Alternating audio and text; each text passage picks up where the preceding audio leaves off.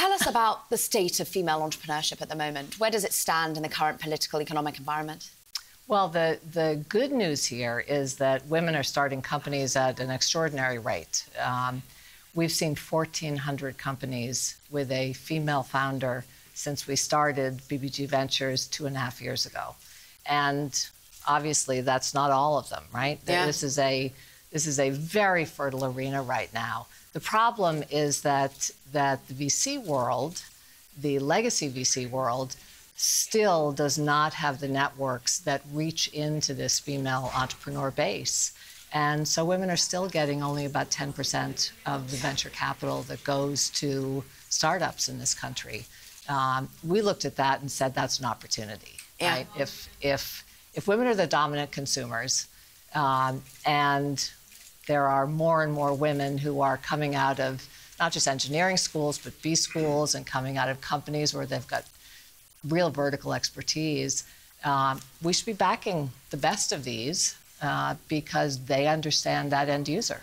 What will be the tipping point for VCs to be able to start seeing this sort of talent coming into their own hemisphere? And because the data already proves that if you're an S&P 500 company, well, tends to be if it's female-led, it's outperforming the rest of the S&P 500. Right.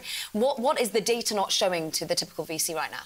You know, I think it's less about what the data shows, because a lot of these companies are still very early stage. Yeah. It takes 5 years, 8 years, 10 years for a company to really show what it can become. But I think what you're seeing is that there's at least a recognition that they need to open up their partnerships. And several of the most storied VCs, Sequoia, for example, just brought in their first female partner. But just now? Just now. What took so long? You know, I think it's been a world where it's understandable on a certain level. You know, most of the early startups were selling to large technology companies. They were enterprise plays, and so being able to talk to the guys working at those companies was important. But as the world changes and as technology becomes a part of every company, there's just a bigger world out there and a bigger opportunity. What we have seen a lot, particularly in Silicon Valley, is a lot of the key startups have been led by immigrants as well. Yes. How are you seeing the Trump travel ban coming into play? How much is that affecting also female immigrants as well? Is that how much of a pool in your own fund are we seeing come from outside the United States?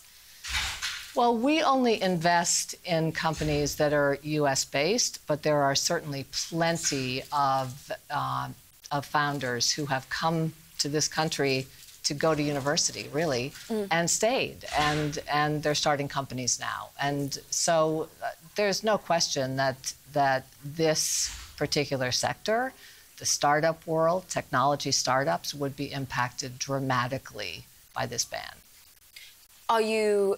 You've spoken a lot also throughout the election cycle that perhaps there was an echo chamber, as has been voiced by many, within social media. Are you now starting to see social media attack this problem? Do you think that they're becoming accountable? I think that that everyone, whether they wanted to take responsibility for the outcome of the election or not, I know for a fact that every company really looked hard at what their current policies were, how they could make sure that the echo chambers were opened up if that was a problem, and all of them have gone after the fake news problem as well. So I think that there's nobody is being cavalier about this.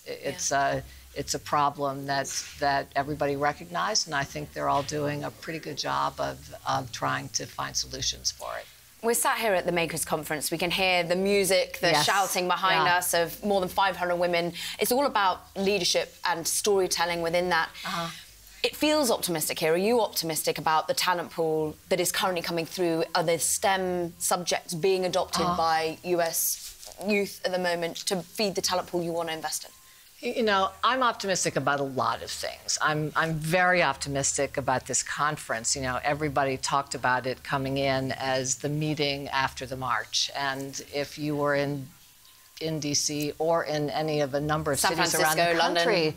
London. It was such a spectacular day. It was one of those days that remind you of how much progress has been made, and what a unified group women in the United States are, and actually women around the world right now. And the message was very simple: we're not going back, right? So I think what an event like this is great for is to get people really thinking about what's that mean in practice. What are the things we need to do going forward to make sure that that our daughters have even more opportunity, and certainly in this area of entrepreneurship where you can create your own company, that's key. It's an arena that we need more women in. Women are natural problem solvers. So you take any consumer problem out there, and there's a woman, I promise you, who is working on a solution for it.